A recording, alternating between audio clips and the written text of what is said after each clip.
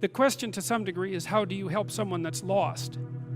And the answer to that is, if they aren't willing to not be lost, you cannot help them. And I would also say that as a clinician. You see, I mean, it's a statement that's informed, I would say, by my mythological knowledge, but also by straight clinical wisdom, not mine particularly. I mean, one of the things that Carl Rogers pointed out was that there were necessary preconditions for entering into a therapeutic relationship.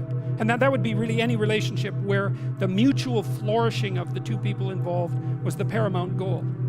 And one of the preconditions was that both people had to want that to happen. And Rogers believed he didn't know how to get the horse to drink once you had brought it to the water. And I've thought about that a lot, because when people are really lost, sometimes they're so lost that they can't be found. And I think the only thing that you can do in a situation like that is get your life together and manifest the reality of an alternative mode of being. That's what you've got.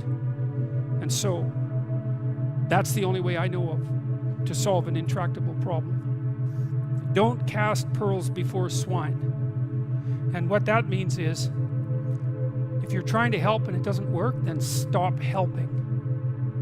It's not helping, right? It may be just wasting your time. It might be making things worse.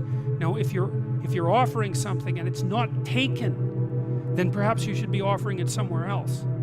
And sometimes, if you offer a hand and the person won't take it, you have to stop offering the hand.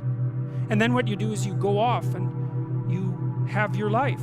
And sometimes that means in people's lives, for example, that they have to leave their family members behind. Sometimes the thing you do is walk away, because there's no other solution. And if you are trapped in pathological relationships and you see no way out of them, if someone who is sinking has their hands around your neck and is pulling you down, you're not obligated to drown with them. You know, there's a rule too, if you're a lifeguard. You know, some of you have had lifeguard training. How do you approach someone who's drowning and panicking in the water? Feet out, right, like this. It's like, I'll save you, but that doesn't mean you get to drown me while I'm doing it. And if it's you drown or both of us drown, it's you drown. And that's wisdom. That's not cruelty, right? So